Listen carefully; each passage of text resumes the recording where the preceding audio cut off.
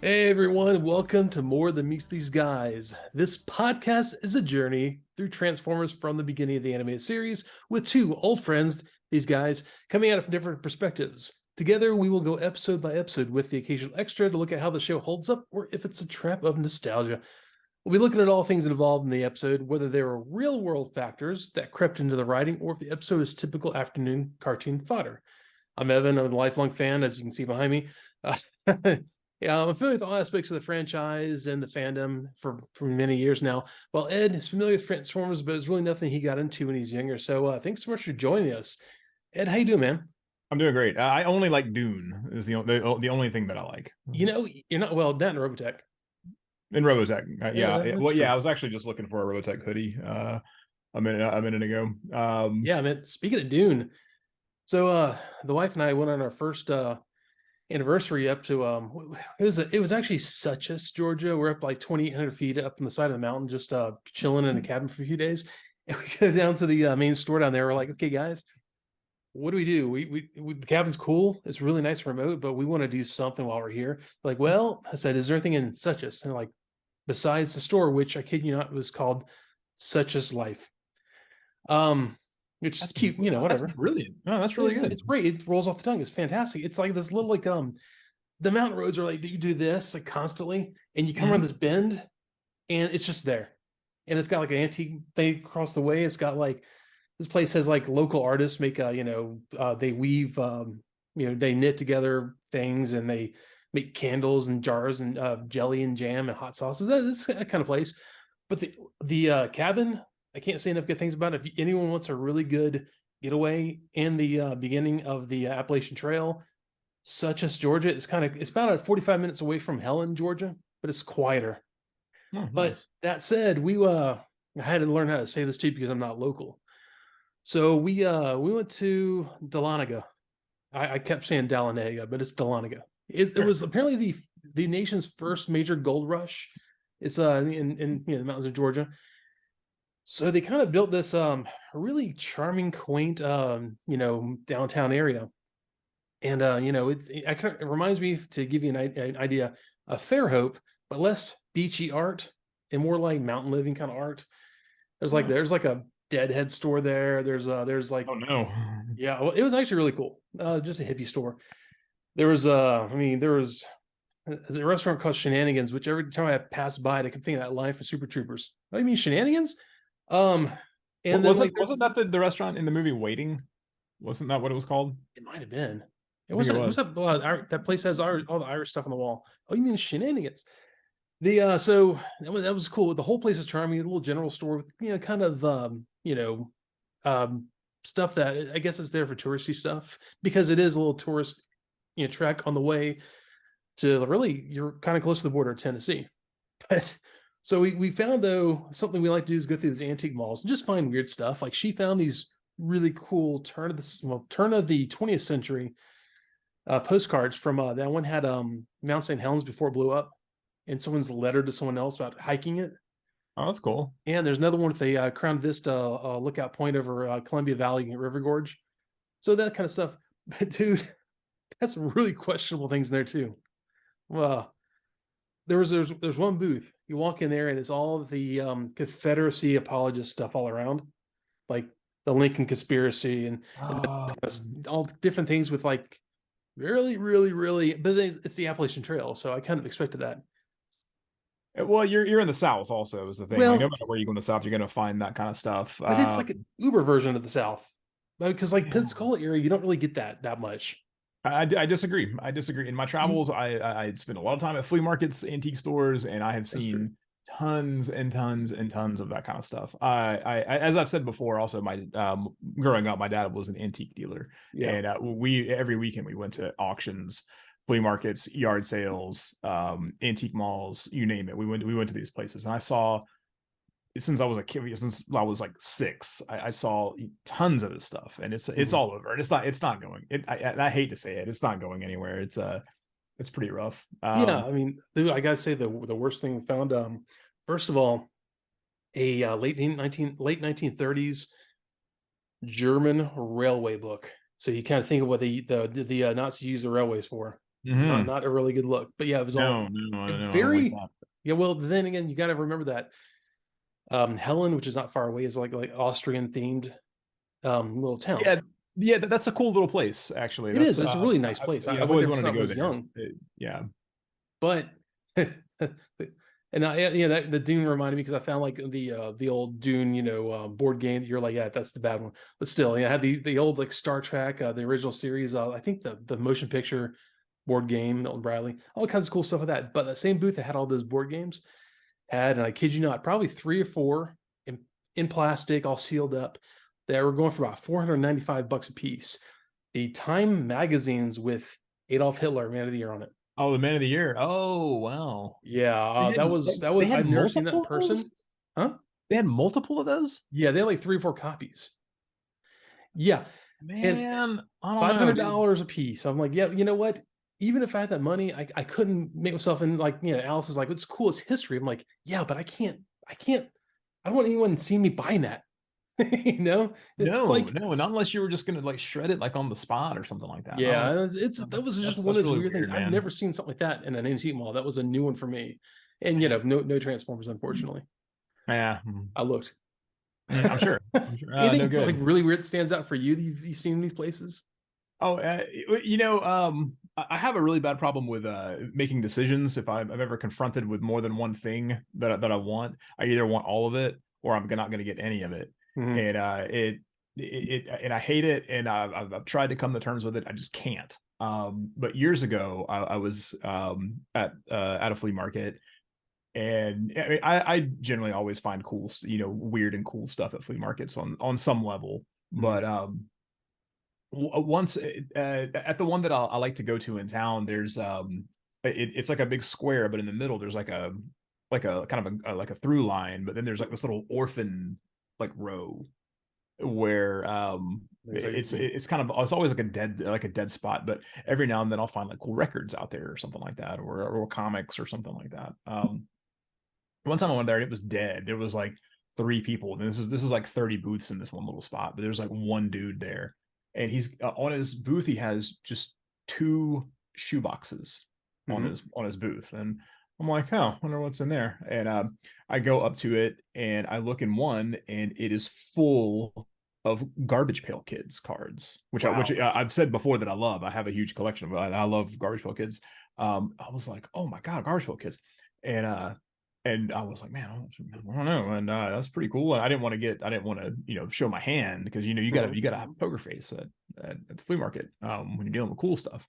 But I was like, well, what's in the other one? And in the other one it was jam full of muscle figures. Do you remember these things? Oh my God, really? Oh yeah. Little pink wrestler guys, or whatever, the little Japanese guys.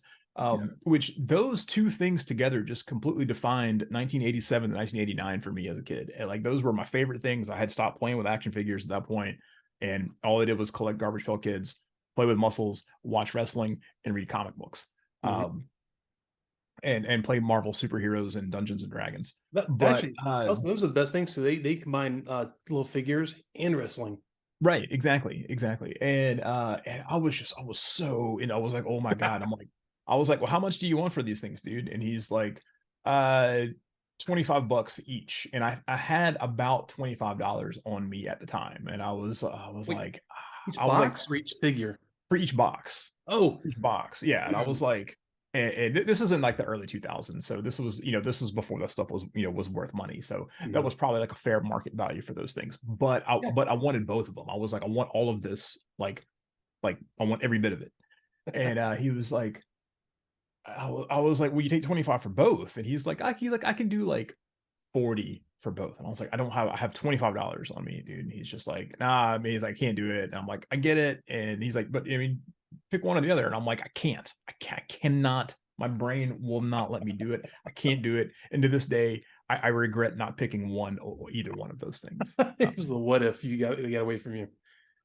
I Yeah, hate man. it. Yeah, I hate it, because there's no telling what, what. I mean, financially, buying the Garbage Pail Kids would have been the better move, because those are worth more now. But Yeah, the I thing don't see muscle figures for sale a whole lot anymore. So no, I don't either. I see them in like junk lots pretty much. Then again, I mean, honestly, look, I used to say that I'm buying, these are buying these Transformers that'll be worth something one day. I'm not gonna unless I have extras and things I just don't like. I'm not gonna usually sell them. Like I have sold some things off that I just don't. Some things I regret selling off, but just generally not going to. And so I mean, that reminds me though. Found a place in town here. I'm not going to name the place because maybe for some weird reason the guy listens or something, or maybe someone who listens knows of it. I was like, okay, there's not really a place in town that has secondhand stuff. We've already talked about the woes of this area with gaming stuff. It's terrible. So I'm like, well, this guy told me at one of my accounts, like, you gotta go check this guy out. He's kind of hard to find. There's like a little warehouse strip thing behind a convenience store, kind of behind Walmart. So, dude, one day I had a little extra time. I went back there, I looked, and I'm like, okay, this guy supposedly has some really cool stuff in there. I walk in. At the beginning, it's like, I don't know, it's like a half of a walk-in closet room with a doorway leading off. And he's got like this metal shelves, like floor to ceiling with like new retail stuff. I'm like, starts hitting me like this guy goes and hits all these like the Walmart stuff, takes all the stuff, he's and resells it for $5 more, and that's why you can't find anything. I hate that. It's basically a scalper, but with a storefront. With a storefront, right. And I look around, and then I'm going like, and the guy who told me to go in there happened to be in there at the same time. He's like, "Oh, you finally made it!" Like, yeah, man, just looking around. And like the owner comes out. He looks like, do you ever you've seen the really bad Island Dr. Moreau? Yes. I've got the older guy. The guy played Dr. Moreau. That was Marlon Brando. Marlon Brando. Thank you, God. I want to say Dustin Hoffman. I knew that wasn't right. It's Marlon Brando. Yeah. He comes out with that rag over his head, and oh no, he came out with that. Stuff. He had a rag over his head. Yeah, like this rag hat thing over his head. He was like trying to, I guess, to stay cool or something in the jungle. I don't know. What? It was a weird set. It wasn't more of a towel thing. I don't know. Anyways, what? Okay. Well, I may be wrong. Maybe some great fashion thing they wear on the island, Dr. Moreau. I don't know. I thought you meant the owner was. I thought you meant the owner of the store was wearing this thing. Yes. Oh, he was wearing one. He was like wearing all white clothes in like this weird rag thing over his head, like Marlon Brando in that Island, Dr. Moreau. Like, did he go to a Korean funeral? No, I don't know. Man. It looked like his what he wears. I go in there and I'm like, this is so weird. Yeah, so I go in there and the guy's like, he's like, oh yeah, you like Transformers? I do. I've been collecting Transformers for over 30 years. Yeah, I like them. I know a lot about them and kind of see what we have here. I was like, well, you can see what we have. Man, I've got pre-orders going out for the next year, which I know is a lie because I see how pre-orders go out in like 3 months at most. So he starts big time in me, man. And I go in the other room. He's got old Star Wars, like he's got a TIE Fighter box up there. He's got all kinds of old stuff. No prices on any of it, by the way, which is a big no. That's that's I would just walk at that point. Well, I don't like that at all. No, I don't like that at all. So I start walking around and I see he's got some he's got miniature paints and he's got dice and stuff hanging on this other room, which has his like desk and stuff in there.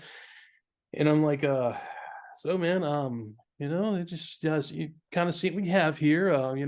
You've been collecting for years. Like, yeah, you should see the stuff I got in. And he starts talking. He goes like, yeah, it's been so busy here. I'm gonna have to knock out this wall and open the store up to a bigger store. I'm like, yeah, cool. It looked like a very nice flea market booth. Now, nothing against flea market booths, but T&W flea market, if it was a nice setup, kind of how it looked. And when they don't have prices, it just that hits the red flag. I'm like, all right, buddy, I'm going to talk to my wife. I'll see you later. I left out there and I was like, what the hell, man? This is the only guy in town who does this stuff. And, I'm like, I can't go buy stuff like I used to, but every so often I'll see a deal. Like Ross has something for like cheap online. So I'll go check it out and they don't have anything. It's because this guy's got it all in his store. He goes and cleans it all out and takes it. And it makes me so flipping mad. Yeah. It makes things, that's just kind of stuff you hate to see in flea markets, but that's how these guys make money. Because they don't want to do anything else but go rob stores and like charge you a premium for the same thing you could have gotten there for cheap. I mean, and the thing that bums me out about flea markets lately, in addition to that, is lately it seems like a lot of them just end up being people buying just trash, like junk from like these like resellers or like wholesalers or something like that, and then they just have like boxes of like new stuff, and I don't want that. It's like you just like going to Walmart or something. I don't like 100%. Like I don't want Chinese knockoff things, which exactly. Yeah, no, there's a guy at our flea market here that years ago when I remember seeing him out there, he would have a booth and he had a few boxes of like cheap like plastic swords or something like that. You know, Oh yeah. like super cheap toys, like stuff you get from like you know, for like party favor types, like that type Yeah. of stuff, or like the crappy, like really bad like airsoft guns that don't even shoot like real airsoft things or whatever. Yeah. So, but like, you know, after a few months, you go back and he was like, oh, he's got like more stuff and now Mhm. more. And now he has like the booth next to him and that's full of boxes. And Mhm. then like after a few years, like this dude has like an empire. Like he has like an entire like row of booths. It's just like sectioned off and it's just like boxes and boxes and boxes of like nightclubs, dog leashes, Yeah. bad. But my son loves that. He just eats this stuff up. He's like, Dad, they have this gun. It has lights on it, and it's only $10. I'm like, all right, that thing's gonna work. It's gonna make the worst sounds on the face of the earth. It's gonna work for like a day, and then he's gonna be angry about it. And I'm like, I don't like dealing with that guy. But so hey, Yeah. did you get it? But did you get any good jellies or jams from those local vendors while you were I there? got a little Concord jelly and I haven't opened it yet. And it's just one of those things where you buy and like, okay, this is my thing. It's got the label on it. Such as life, Concord jam. Yeah, unfortunately, it's not really made from the stuff around there. I kind of wanted to find things that are made or they're locally grown locally, but wasn't a whole lot of that. But man, Are you a jelly, jam, preserve, or more marmalade guy? What's your favorite? What's dude, your spreading jams, spread? preserves, and I love marmalade, dude. I love marmalade. Yeah. Love it. I like the little orange bits in there. Oh, Okay. dude, love. I like the little bitterness in it. Yeah. No. Okay. Yeah, No. Marmalade is good. I'm a jam guy. I do Jams are love my jam favorite. too. The jam is the top to me. I don't like preserves. Preserves are the lowest form of Really? spreadable fruit. Why Yeah. the lowest form? What's that? Why the lowest form? I don't like the big chunks of Um, stray fruit in there. I like I'm gonna make a guess. Also, you don't like pulp in your orange juice. I kind of go back and forth with pulpy orange juice. To be Oh, honest, I don't like orange juice. The older I get, the more every time I try to drink orange juice, I just don't like it. It makes me feel gross. I don't care for it. So well, that's called getting older. I get acid reflux and everything, anything I eat or drink too. So that doesn't help either. I don't like it. You know what doesn't make me feel gross though is Doug Booth, He's who back, wrote. man. Dougie He's Booth. back. He's back. We've talked a whole lot about Doug Booth, Yeah. and I'm not. Look. This dude has gotten every bit of respect and admiration that he deserves from me, and I just don't even need to talk about him anymore unless I uncover like that he has like a garage rock band with like Flint Dilley where they're doing like Ramones covers or something like that. If I find Oh, that out, Flint Dilly's not that cool. we're gonna cover that. He might be. I don't know. He might play D&D with him or something. I wouldn't doubt that, but he probably plays a really bad house rules version that is like all Mary Sue. I can't do that. So But we talked a lot about him, but we haven't talked about Ford Kinder and a lady named Anne Bryant, though. no, man, talk to me. Let's Do do this. you know who these people are? I feel like no, I feel like I've heard it, but I don't know anything about this. Ford Kinder and Anne Bryant composed and performed the theme song for Transformers. But The they second also season, did what's that? second season or the original one? I think they did both. Okay. But they also did theme for G.I. Joe, and they also did the theme for and all the show music for Jim and the Holograms. Out to Jim Girls, my favorite Jim and the Holograms podcast, who are actually they're doing a side trek right now into the show Charmed. You ever watch Charmed? Huh, a little bit, yeah. I've never seen Charmed. Yeah, I don't know anything about it. But back in the day when every nerd on the face of the earth loved Buffy the Vampire Slayer, everyone would be like, "Oh, you like Buffy the Vampire Slayer?" And I'm like, "Yeah, it's okay." And they, "Oh, dude, you gotta watch Charmed." No. Like, I don't think that's for me, dude. I don't think this is quite the same lane that I'm in with Buffy the Vampire Slayer. Well, let me ask you this, man. Do you like 90s teen soap operas? 90s teen soap operas. Yeah, I mean, like the I like Dawson's Beverly Creek. Hills. I like Noah, but I like Beverly Hills 90210. I think You that's might like it. It's Charmed. I don't know. I personally just like having Rose McGowan and Alyssa Milano, and I was good with that. who else was in that? Wasn't there was like a third woman in that? The woman from I don't know. I can't remember her name. I recognize her face, and there's also the guy who played Doctor Doom in the bad Fantastic Four movie. He also was on Nip Tuck. He was on Nip Tuck. Yeah, he was Yeah. the mean doctor on Yeah, he Nip was like a Tuck. demon or something in there. Oh, okay. Yeah, I don't know, man. It got into just like Supernatural got into angels and demons a lot, and it's just like, man, just do three witches doing stuff. That's Man, Supernatural is possibly the most overrated show I've ever seen in my life. we watched. I watched it to the end because I got into it kind of late. There's a lot of stuff That's too many episodes of a TV show. You may as well watch One Piece if you're gonna watch that. Dude, that's something I always wanted to watch also, and I couldn't keep going. Dude, there's 1,100 episodes of that show, and it's still going. No, I know. But I mean, if I was going to watch a lot of episodes of something, I'd watch season 2 of Transformers. The episode it just keeps going and going and going. Dude, so we're actually almost to a watermark here. We're getting this, and then Day of the Machines, which is another big episode.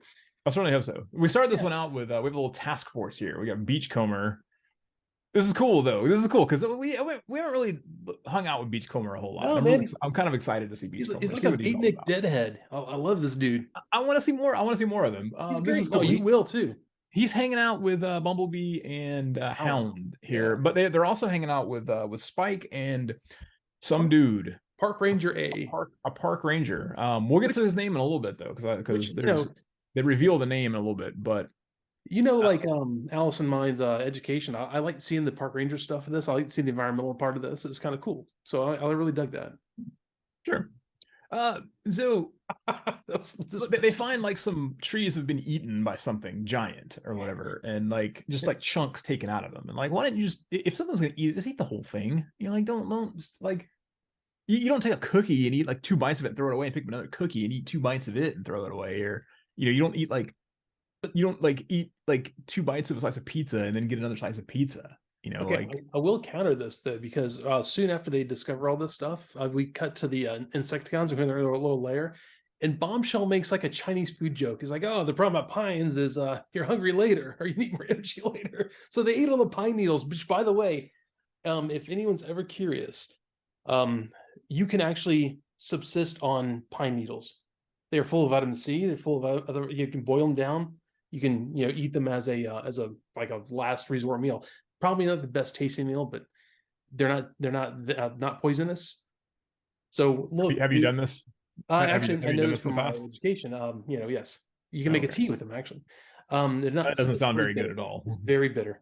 But so yeah, all the Insecticons we find out have eaten all of the pine needles and like chunks of the tree.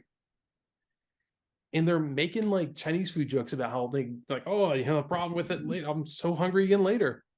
I'm real happy to see these guys back, because I don't feel like these guys make their way into the show enough, and I was real happy to see this. But I think something that made its way into the show again that I'm tired of at this point though are those bumpers where they do like the symbol and it switches to whichever side we're going to deal with, like it's if it ends on the Autobot side, then we're going to see some Autobots or whatever, and they do that little clip of music or that, but I'm really tired of that thing. But right here they did it just to flash back. They flashed back to the park ranger for like literally like a 2-second piece of dialogue. And giant wood-eating robot insects. I can't believe it. And then it goes back. Like, why didn't you just integrate that into another scene? Why do you gotta put that stupid bumper in there again? They do this a lot in this episode, by the way. There's a lot of flip-flopping with the bumper, and I'm tired of it. I don't like it. And because the sound of that thing is louder than everything else in the show. Which, by the way, when before I got the premium Zune thing, we do our episode in 2 parts. That was right in the middle, and that was so loud. It was always loud. It was so loud. It's not like me, man. And I always do like and I always do like a listen through of the show, like once we post it, and it's always like when I'm driving to work, and like it would always be like I have about a 20-minute drive to work, and I go over a giant bridge, and it's always like halfway through the bridge where it like blasts out of my speakers. I'm like, oh, luckily it doesn't happen anymore. Yeah, so never put that in the show again. I'm banning that from the show. Dude, if I can help it, then I never will again. I mean that to me used to be like my ringtone and like my alert. You'd have alerts. Oh, I know. I remember that. Yeah, you do actually. So they do the unthinkable for preservation and restoration. They go to the redwoods, dude. It's like a national tragedy. They're taking out the redwoods now. We've gone to the forest moon of Endor. Yeah, pretty much. That's what it looks like. That's where they filmed. That's where they filmed Endor. Yeah, that's why the trees are so flipping big there. They had there's this other park rangers look at Tower. He's like, There's giant figments eating the trees. This is Sam Elliott. We got Sam Elliott up in the tower Yeah, there. pretty much, But, yeah. but the thing is that he's voiced by a very young man here, and it's very bizarre because he's got like a big like gray mustache, but then it's like a young dude doing his voice, and it's like, no, this isn't working. This isn't working. No. Yeah, how cool would have been to have a guy like, well, there's giant figments out there in the trees. Right. What? Virgil? It would have been, yeah, exactly. That would have been great. They reveal these guys' names. These guys' names are Jeff and Mike. So, okay, like in the 80s, 2/3 of males were named either Jeff or Jason. But man, they picked the two most boring names on the face of the earth, and their last names are probably something equally as boring and white bread, like Patterson or Williams, Jones, or Smith, or just hyphenate it into like Smith Jones or something like that. Like these guys are the most like bland dudes on earth, and I'm not a fan. Like I like the Sam Elliott guy, okay, but these guys have to. These guys have. Can we get some diversity in here? That's what I'm saying. By the way, I got to tell you real quick. I got to interject here in this episode. So I'm in the other room here. I have other figures and stuff behind me. Extra Squad stuff over here. I've got tons of Beast Wars, like old stuff. The shrapnel still holds up really nicely. The old Insecticons, they have they're like a certain weight to them. They're like metal bodies and stuff, but the chrome and everything, they hold it really well. They're really cool figures still. They don't do a lot because they're figures from the late 70s. But I mean, yeah, they're really cool. I got to just throw that in there real quick. But I was trying to find the other two. They're out there somewhere. But yeah, I'm sorry. The Sam Elliott gets in his Jeep, which is a cool, like, it looks like an old Vietnam or Korean War era Jeep. It looks like a Hound with a top. It kind of does, actually. It's probably and the same crashes in the Hound. Later on, he crashes in the Hound at some point. And I'm like, I don't know which one is which. Which one is which? I don't remember which guy is. Yeah. So yeah, he crashes in the Bumblebee actually. So anyways, he's like, you gotta get out of here. There's giant bugs, and so Insecticons start fighting, and like I think it was like Bumblebee or something said like, yeah, one's got a grenade launcher, and like on cue, Shrapnel's like throwing grenades. So dude, we're at this point in this episode, like we're like 4 minutes into this, and I can already tell this is going to be a filler episode because like we don't have any heavy hitters from the Autobots here. We have like Bumblebee, but I'm like, man, I know what's going on here. Like at least it's not as bad as when we had those two geeks from that one episode. We don't talk about that anymore. I'm done with those guys. But I will say that this what's cool. The Insecticons, like one of them sounds like he's from like a black metal band, and I think I've said that before, and that's cool. Oh, yeah. I like that guy. One of them sounds like an evil hobbit, and I like that guy's voice too. I don't know which one. I don't know who's who, but dude, that's pretty vague. I mean, those guys. I love their there's a great part of they speak basically double. They say things and they say it twice. There's a great subtitle in this later on, which is fantastic. We'll get to that when we get to that, which captures from their double speak. It was a little off-putting, but anyways, there's a lot of great subtitle screw ups in this. And I couldn't even get them to work. And and I'll go ahead and be real with you here is that I was running a dehumidifier in my office because I had a water leak, and so I'm drying my office out right now. And I couldn't hear like probably a third of the dialogue anyway. So I'm just kind of reviewing what I saw on the screen at this point. Okay, that's fair. But I'll say it's probably equally as good as it would have been. So so Sam Elliott, which it sucks because Dougie Booth is one of my favorite guys. I know. The Sam Elliott drives and crashes into this tree stump where I think it's Shrapnel is there, and he's like, geez, human drivers. Once again, we're going to like real world factors here. Human drivers, right? Yeah, that's relevant now with all these terrible self-driving cars. I will tell you, I live in a college town. It's awful. I thought Pensacola was bad. Yeah. Oh my god. Anyways, that's a whole other rant, man. I'm not even going into that. So they have a big fight and they toss these guys over a waterfall. Yeah. Well, actually, no. That's Megatron shows up with Soundwave and the Seekers and stuff, and he's like, the Insecticons have done well, but the subtitle says the Septicons have done well, like septic. Like they're Decepticons? they're Oh, that's cool. trash, man. The Decepticons have done well.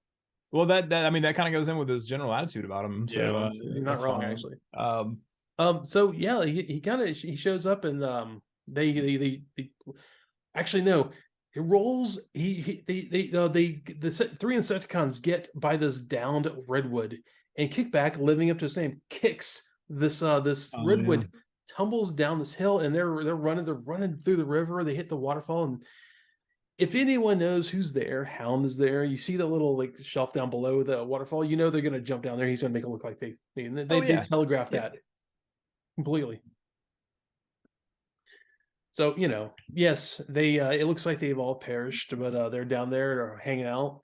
And so Megatron's like, "Hey, look, we're gonna get you guys a really big snack at the Nova Power I guess power station. Power station or whatever it was called. Yeah. What is Nova Power? Who knows, dude? Like, what's Iron Mountain? They talk about that Okay, Iron Mountain later on. I can tell you this. This is actually perfect. Yeah, that we just went to Dahlonega. Yeah, Dahlonega. There is an Iron Mountain Park in Dahlonega. Okay. But it actually makes sense. This whole area was the Iron Belt. That's why the Auburn, Alabama game is called the Iron Bowl. You should be playing in Birmingham. This is Iron Belt. So there's Iron Mountain over like 3 hours away from me over in Georgia. So yeah, but this is in California. This show's in California though, well, obviously, because they're the Redwood Forest. Maybe it's in Idaho. You don't know. It's right. There are redwoods in Georgia, but they fly, man. Like they could. There's a lot of flying. There's a lot of flying. So, but like, okay, so we get the dumb bumper again. We go back to the arc, and like Optimus Prime already knows what's going on. He already knows the whole plot. Like he's read the script. Like, yeah, did Bumblebee contact him? I don't know, man.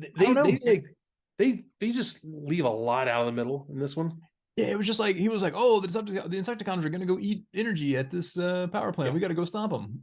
Someone leaked him the script. He found it online. He found it on Napster, downloaded it and read it. So, and there's it's great the thing where because Megatron is just using the Insecticons. They all know it.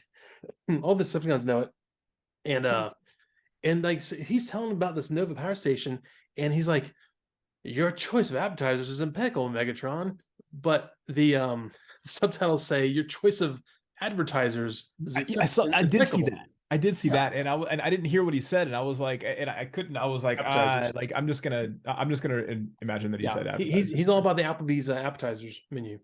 So I mean, I do love some apps. Apps are great. Dude, so they get to this power plant. Yes. Oh my God. Dude, we have the G.I. Joe C team hanging out here. I was going to say the same thing. We've got these like generic grunt dudes with sunglasses, and they've already got their helmets on because they just walk around the base with their helmets on.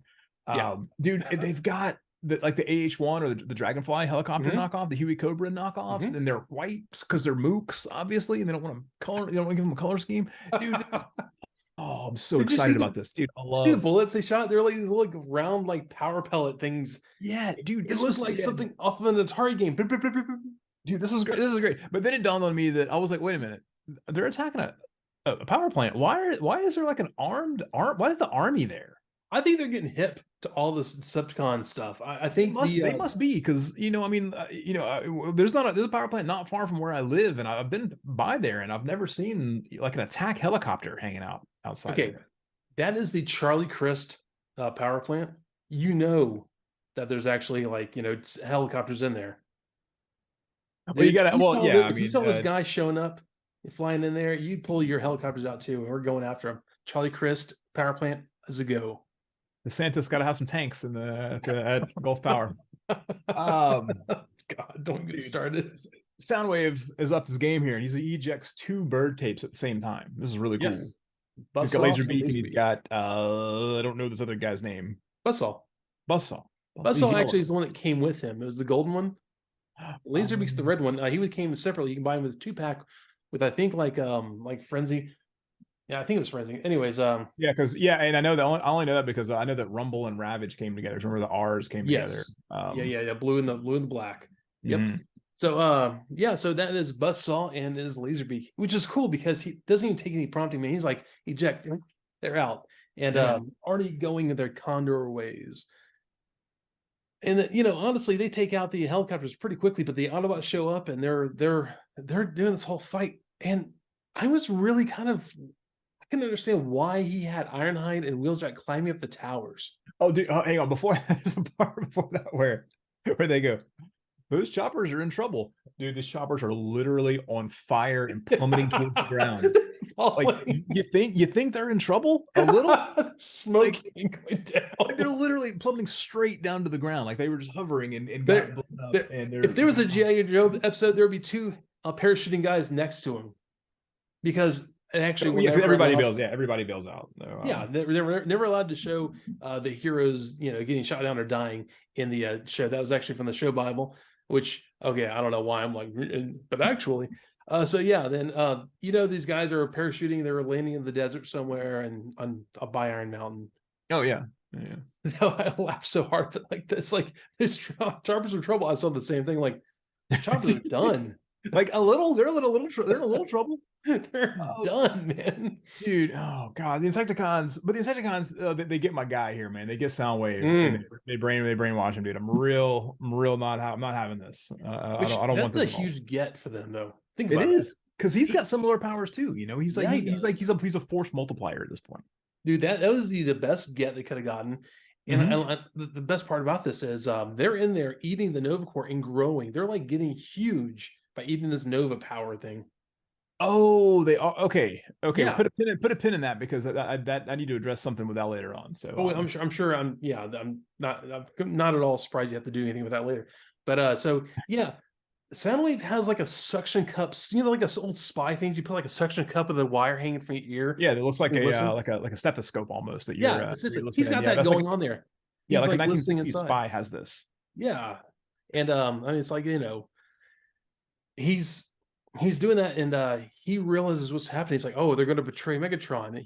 They show up and like, hey, look, we got a guy spying on us, and grab him. And yeah, I think it was like Shrapnel grabs him like this. He puts him in a full Nelson. He does, and he like it's pretty brutal, man, and like hits him with a cerebral shell. By the way, Boo of the AxalonUnderground.net, he found some really cool art in the Sunbow archive, including what the cerebral shell is supposed to look like, which is this is pretty brutal looking. They look like these real round oval, things in the show. Nice. But they're supposed to be like these things with like, I don't know, it almost looks like drywall screw fronts on them, like fins on the back, and it looks pretty brutal. Wow. That's cool. Yeah. Hey, so do you remember when you were a kid? Yeah, like in our case here, like 1985, like the literal year that this show was made. Yeah. So like your mom or your dad or your grandma or whoever, they'd take your clothes or like your jacket or like your gym clothes, especially, or something like that. Whatever you took to school to change into or whatever, and they would like take it and take a marker, not a Sharpie, mind you, because we didn't have, Sharpies were around back then, but Sharpies were real expensive back then. So like I mean like a magic marker, like the brand like magic marker, like one of those big smelly ones that are like metal. The one I'm talking about with the chisel tip or whatever. They would take that and they would write your name on these clothes in like these giant block letters. They would like Eddie, that or like whatever. They'd write it all on all of your stuff. So there's a part here where Ironhide was climbing this tower, and the whole thing got shocked with pink lightning, because like everything did in the 80s. Because I'm pretty sure that regular lightning was pink in the 80s. But his part of his arm armor pops off, and like his parts are labeled with his name in there. Like a Wheeljack magic markered his name on his internal parts. I didn't see that. I can watch that now. He's like Wheeljack's like a grandma. That's awesome. He's like a protective parent. He's sitting there. All right, Ironhide, you lost your arm last time, so I'm gonna iron. Isn't there? That's so good. His name in there. Look at that now. Look it up, and just freeze frame it there. It says Ironhide on his parts. Yeah, I gotta say, I love that stuff. Like you catch that. Danny, who's in our Discord, he catches a lot of stuff like the like wrong symbols or something colored wrong. It's like this stuff is so full of like errors because they're trying to churn out these episodes so fast. Yeah, there's another subtitle thing here where let's see, I think it was it was like Shrapnel goes transform and destroy, and it's subbed as transform and destroy this toy, which is very I also saw that again. It was too loud and I couldn't hear anything, so I was like this is just funny. So So yeah, he's like Kickback's like really living up to his name in this episode. He's kicking everything. He's a cool like, dude. I like him. Yeah, he's the guy who in other episodes he would go like, "Hey-ya!" and do this really bad karate sounds. Yeah. They have a big battle here, and somebody calls for the retreat, and I guess Optimus Prime calls for the retreat. But Bumblebee is trying to retreat, but he transforms. He's hanging out with Spike, and he transforms, but he does not give Spike a second to get in. So Spike grabs the door, and B just floors it, and like it drags him away. It's like You see his like a legs Bunny flying cartoon. up.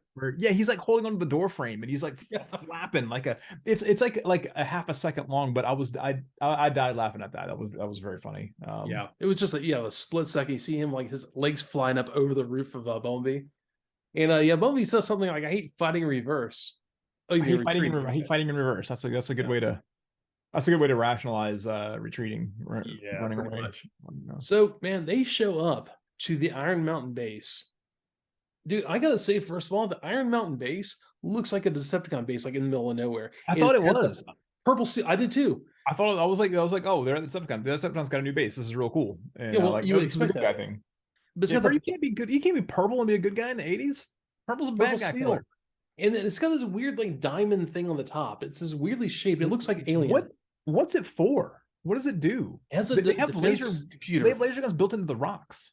I think it's like I don't know. I get the feeling it's like an Area 51 kind of thing. It's like NORAD or something like that. Like it's like like a NORAD kind of defense command or something like that. Okay. Yeah. Well, I mean, obviously because they show up to start shooting at this thing, and dude, every mountain has turrets popping out of this thing. Yeah, it's crazy. They're getting hip to this Decepticon thing. They're like, all right, cool. Like, next time we have a really important thing that in a base somewhere, we're gonna have turrets everywhere. It's like the secret camera like rock thing we saw in the pops out. Yeah. So the main guys here though, I guess these guys are like some kind of military high command. They have the best panic room of all time. It's like 6 rings of the like 5-foot irons just smashes down on top of you like 1 ring, 2 rings, 3 rings, 4 rings. Like, dude, Jodie Foster has nothing on these guys. like no one is getting into this room. These guys are these are the safest dudes on the face of the earth at this point. They're done. So Spike figures out though that the Insecticons can't digest this stuff. Like they're going to get electrochemical indigestion because the Insecticons have a trilithium stomach, so they're one better than Star Trek engines. And if they keep eating stuff, they're gonna blow up. Is the big thing here? Like, oh, if they keep eating something, they're gonna blow up. Yeah, okay. like I don't know. Bombshell at one point goes, I'm getting heartburn if I had a heart. If I had a that was a weird line, man. Yeah, because that's one of those things. Because when you're a kid, you're back when we were kids, we got bombarded with heartburn commercials. Yeah, like remember how often we saw those things back in the day? I thought it was going to be like a huge problem. Like oh, that's a spicy meatball. Remember that commercial? I will tell you, and my wife will attest to this. I love hot sauces. I love jalapenos and stuff. And every time I get a like the occasional time I get like a Whataburger, I'm getting like a jalapeno cheese Whataburger. I go to get a sub from Publix, I'm getting jalapenos on it. I go anywhere, I want jalapenos or I want hot sauce on it, and I have the worst heartburn. So I'm like, I wake up at 3 a.m. going, that was a mistake. But I do it the next day because I love it so much. Oh yeah. Yeah. So you don't know any better. You don't know how to stop, right? Yeah, the dude is. I think there's like crack in jalapeno. I don't get it, but it's jalapenos so are real good. They're really good, especially like the cooked ones, like the grilled ones. Oh, dude, jalapeno poppers. Oh, so good. Also good. Yeah. Anyways, they do another bumpers, and it's for like half a second for like Optimus Prime to just say something like, "Hey guys," and then like, oh my god, stop with these bumpers. This is terrible. But Soundwave is making pink lightning from his hands now. I don't know where this came from. I don't know what he's doing. He's got pink lightning power. He's just downloading stuff, I think. I don't understand what he's doing here. So I gotta ask though, real quick, why is Starscream holding a laser pistol? Did you see this? He's like holding a pistol. He's got guns on his arms. He's holding a pistol. Man, he's sometimes you gotta have an auxiliary weapon, a backup weapon. I guess so, man. So yeah. Also, this whole thing happened. Autobots are there, and they're fighting, and they're like, I think I can't remember who it was. Shot like the rock formation that fell on top of like Hound and Inferno, and I can't remember who else was there under the whole thing. But dude, Hound starts fat shaming Inferno immediately, like, underneath two tons of Inferno. Tons of Inferno, and I'm like, Dude. a fire truck weighs a lot more than 2 tons. Well, yeah, there's that, but I Like mean, a it's like he just lot like, more than 2 tons. come So on, Hound, don't be like that. yeah, it's messed up, dude. Be a dude. Come on, don't be like that. Yeah, man. You don't call your friends fat. Like, Yeah, it's not that's cool. not cool. You can say, hey man, you like get a little husky, huh? Mhm. No. The Insecticons just constantly rebel in all this, and so they're essentially they do the same role for the Decepticons that the Dinobots do for the Autobots. Yeah, But like essentially. the Autobots figure out how to fix this and train it out of them or whatever. But like, dude, why does Megatron keep these guys even around at all? Why do they even keep wearing the Decepticons? They have no interest in being Decepticons. Yeah, they're like a rogue band of the Decepticons. They're still They're like their own thing Decepticons. though. They're only associated because they're bad guys. It's like in wrestling when you see like just they randomly team up two bad guys because they just happen to both be like rule breakers. They don't know each other. They just happen to hang out. Like, Yeah, they're like the heels of the Decepticons, but they're they're really the Decepticons are the heels. These guys are just way worse. This is like randomly like, okay, we're gonna team up like Big Boss Man and like Ric Flair. Like these are the two guys who are gonna team up tonight. Why are they teaming up? They don't like each other. yeah. Like they're not friends. Like this is silly. Yeah. I mean, or well, they have their own like really good uses. So I mean, the Megatron needs them sometimes, and sometimes not. But I mean, you would think that like Megatron was like demands loyalty. He's like he's like a rule with an iron fist type guy. So you'd think that he would try to rein these guys in more or something like that, or like use like I mean, I don't know. I don't know, well, man. Well, you look at it that way, but look at the fact that his number two, like if Megatron trips and falls, Starscream's taking leadership. So his number two doesn't even really demand that much loyalty. See, but like that's the thing. It's like I think because he knows how ambitious Starscream is, he keeps him that close to keep a closer, to keep a closer eye on him because he knows that he's gonna stab him in the back in a minute. Like, okay, if I know where you are, what you're doing, I can all right, keep better control over him or whatever. But like, so right, I'll go with you. They develop an antidote for this stuff because they're afraid that the Insecticons are gonna explode and blow up the entire blow up. I don't know why they're concerned that they're gonna blow up. Like, let them blow up. They don't want to blow up inside of like Iron Mountain and blow up all this stuff. They don't want to kill any humans or whatever. But whatever's in Iron Mountain. Dude, where did Ratchet just pops up? I got the antidotes for you. Who even like started him on this? He shows up like he made exactly 3. Yeah, exactly 3. Mm-hmm. Well, I mean, what if they made their little clones? Like they make clones of themselves, the Insecticons. What if they made clones and they're all Nova powered and they all blow up and they're like taking on. Sorry, I only made 3. Yeah. It's good. But they're so big though. I'm looking at my notes here. Did you notice like Soundwave is in there? He's got this whole perspective thing. He's typing up like this, and it's like it's on his fist looks huge because this whole perspective thing. He looks small. The Insecticons are towering over him behind him. And he's like typing on his Nintendo Power Glove like this as he's typing up. Mm-hmm. It looks. That was a pretty cool scene. Yeah, it's a neat shot. I thought it was like really screwed up because of how big the Insecticons were, but they're supposed to be that big, which you see coming up here. So yeah, right. So there's a big scuffle here, and Optimus Prime like basically demands that Megatron transforms into gun mode so he can shoot these antidotes out of him. Why does he need Megatron for this? Why couldn't he just use his own gun for it or throw them at them? This is a really weird scene too. He's like, Megatron, you've got to transform into gun mode, and he like Megatron's fighting him, and then Optimus Prime picks him up like his darling, and then folds him and transforms into his arms. It was this weird scene. That was super. That was bizarre. That was real bizarre. It was like tender for a moment. Then he starts transforming like he has a toy. And this is an ad for the toy, dude. You gotta like look, man. Optimus Prime can transform him. You can transform him too. All right. Yeah. Maybe Megatron sales were lagging because he's just such a terrible toy. So I in my notes here. So Optimus Prime is shooting.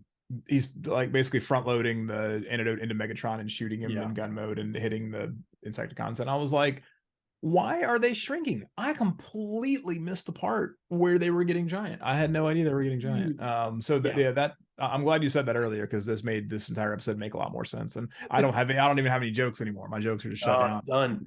Well, because I'm not watching Bombshell, this stupid well, thing. Bombshell gets hit first, and he gets shot. He goes, I'm shrinking, and it's like I'm melting. Like, I like know, the West. it was very Wizard of Oz. It was pretty funny. Yeah, yeah. So yeah, this whole fight goes on, but they don't get like Shrapnel is the last one. He's starting to, like, he's arguing with all the pink lightning and stuff. Spike does this whole thing where he jumps, rolls, grabs the vial, climbs up. Shrapnel, they're all watching him, by the way, climbs up there, opens his front hatch. By the way, opens this front hatch right here. Oh, it was an actual thing on the toy. Yeah. Oh, that's cool. That's really handy. Little... That's really handy that every robot has a hatch you can open up to access their really sensitive pieces. Yeah, right. Insecticons do, and Dinobots do, but anyways, everybody does. Everybody has one of those things. To a point, but yeah. So there's this whole thing where he jumps and throws it in there, and he runs off. You think like, oh, he saved the day. Well, kind of. He still blows up. You see pieces of shrapnel everywhere. That was real cool. He was like Empire Strikes Back, C-3PO. Here, he was totally blown up into a bazillion pieces. There was there was a part here though where when Optimus Prime is going to shoot at Kickback.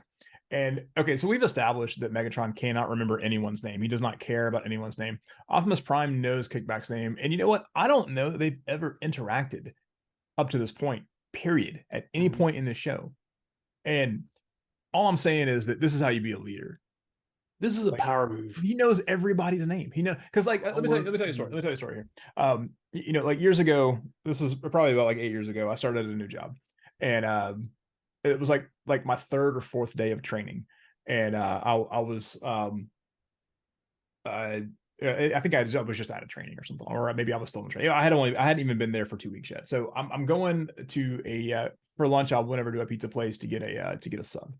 I'm walking in, and a dude goes, "Hey man, hey Ed, how's it going?" I'm like, it's going pretty well, man. He's all like, "All right, how's everything going?" I'm like, "It's going great." And he's like, "Man, it's good to see you." I was like, he's like, "I'll let you get back to go enjoy your lunch." I'm like, "Thanks a lot." And I'm like, I have no idea who this guy is. I figured it was somebody I met through my wife. And next day I'm working, and I see that dude walking around the office, and I was like, "Oh," and I'm like, turned to my coworker, I'm like, "Who is that dude walking around over there?" It's like, "What dude?" I'm like, "That dude right there with the glasses, and that guy over there walking around." He's all like, "That guy right there?" And I was like, "Yeah, who is that guy?" He said hello to me at the pizza place the other day, and he was like, "That's the CEO and the owner of the company." I was like, "How does he know who I am?" But this dude just went out of his way to learn everybody's name. Very much like Optimus Prime, dude committed every employee's name to memory.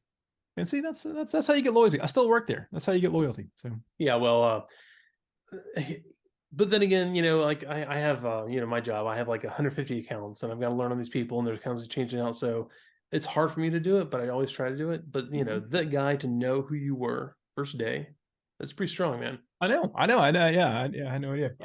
But especially I have a hard time with common names. I can't remember. If you tell me your name is like John, like I'm not gonna remember it. But if your name is like Fleming, then I'm like, "Oh, well, that's Fleming. I know that dude." Well, yeah, I was actually gonna change my name to that thing, so you kind of ruined it. I'll remember your name a lot better if you do. So that was the end. That was the end of the episode. We get a dumb joke at the end. We get this they were like, "Oh, I guess the Decepticons are really gonna bug Megatron." And Optimus, well, before this happens, the shrapnel explodes. Yeah, said, but Bombshell shoots a beam that starts pulling shrapnel back together. Us Insecticons know how to get it together.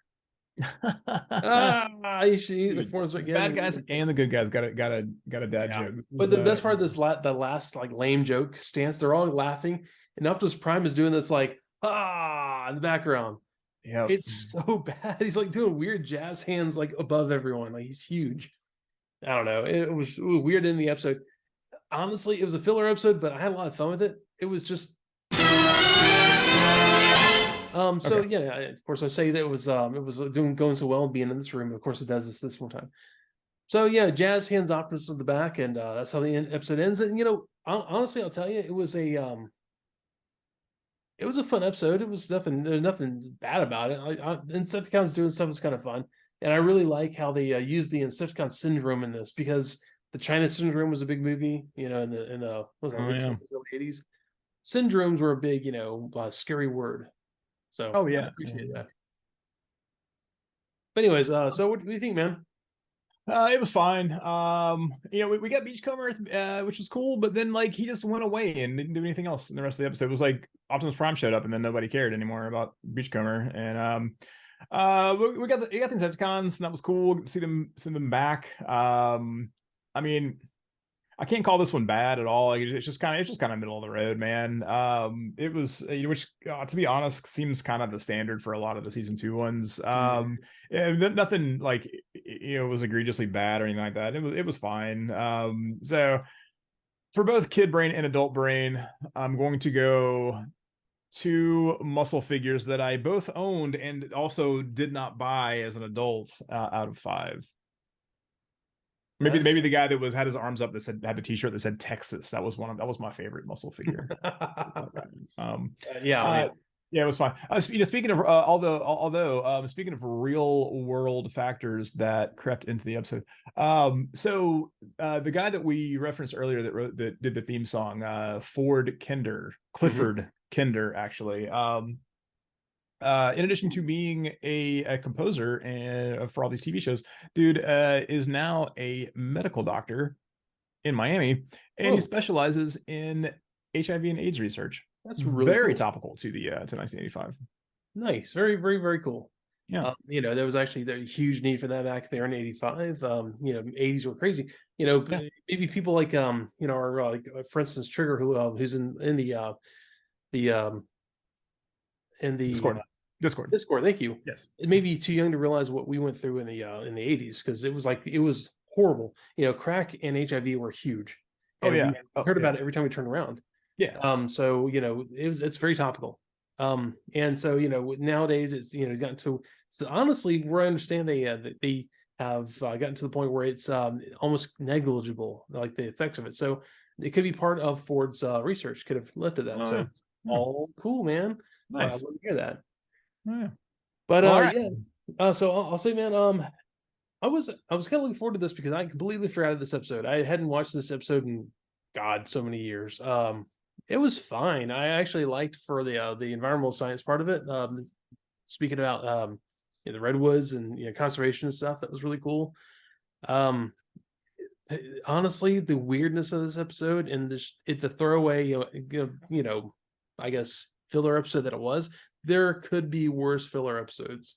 So man, I'll have to give this 2.5 Insecticons out of 5, only because shrapnel's on the ground in pieces. Yeah, I mean, really, nothing wrong with it. It's pretty cool. But Day of the Machines is going to be a really good episode coming up here soon, and we're pretty much like I'm getting towards the third into the season 2. Close. I don't know, not too far off. Anyways, so yeah, I'll close it here with saying, like, everyone, thanks for being here, checking us out, listening every week. My background behind me may change here in the next week or two as we move things around my house, and hopefully, Ed, you get your office back in order, man. I'm gonna have on this YouTube, I'm gonna have a lot of like old GIFs and clips. I'm gonna put some of the art from the Sunbow archive, which I am going to have all the stuff on the guy for the Sunbow archive on the show notes. So help him out if you can. So you're going to see a lot of the stuff put into the YouTube video. So you don't watch this on YouTube, check it out. You might get some more input and more, I guess, preliminary stuff for the episode, including apparently they were supposed to have some kind of like oil sauna in the hive where the Insecticons hang out. They cut from the episode. There's lots of stuff that was really kind of left out. Like the Iron Mountain base originally looked a lot like Jabba's palace. They changed it like last second, redrew it. So a lot of cool stuff like that. That's coming from the Sunbow archive. If you like the stuff, check out his page. And I will, like I said, put all it in the show notes. Thanks a lot for Boo for getting all this stuff together and putting it in, getting us gifts for the episode that we put in that. Check out the Discord, guys. If you want to talk to us, hang out. We have a small community there. It's pretty cool. We're pretty much regularly in there. Although I admit I have been a little lower key here like the last week or two just because, trip and all that. But anyways, man, I'll leave it there. Do you want to leave us with anything this week, sir? Yeah. First of all, yeah, I want to say thanks a lot to Zab for filling in last week. I had some unfortunate business I had to take care of, and I was really not in any state to be funny. Not that I'm funny anyway, but yeah. But yeah, that was a cool episode. I love Gundam, and it was cool. It was cool getting to listen to that. Dude, that was an hour As and a far as half. quote, what's up? There was an hour and a half. We could have talked. Me and Zap could have talked for 3 or 4 hours about Gundam. I had to stop it. Like, okay, we got to cut it there. That's awesome. And there's that mythos is so rich. Dude, With, there's so much going on in Gundam, and I love some of it. So yeah. No quotes though. I have nothing but contempt for this court. From the Transformers the movie 1986. That's is that what it's from? Okay, speaking of the so good. It's so funny. I can't wait till you see the Quintessons. They are this robotic eldritch horror thing, which is fantastic. Dude, you guys keep building this up, and I'm finally gonna see this movie after Dude, come on. years. I'm gonna be like, I don't know, man. Jehu loves this thing. He wants to be part of this too. He's gonna be on the oh movie. Man, I cannot wait till we get the Transformers the movie, because you have Judd Nelson, you have Robert Stack, you have Robert Stack? No, really? Robert Stack? Yeah, he's no kidding. Leonard Nimoy, Orson Welles. I knew about Orson Welles. I didn't know about Leonard Nimoy. Who's Leonard Nimoy? What does he do? I don't even know. It plays Galvatron, the reformed version of Megatron, but that's a little spoiler for you. But we'll get there. But yeah, man, honestly, top-notch animation, really fun, dude. Eric Idle's in there. Song by Weird Al is in that. There's some great 80s glam rock in that, which is so good. Yeah, so good.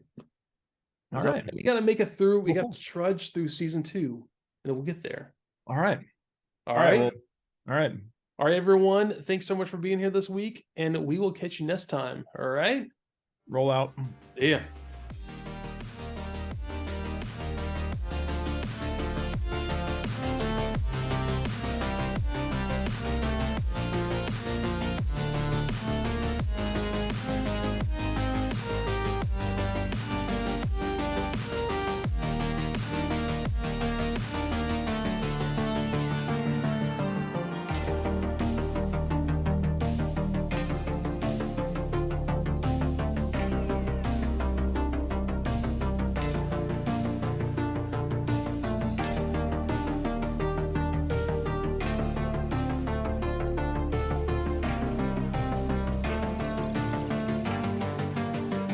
The Meets These Guys podcast is performed by Evan Johns and Ed Strickland.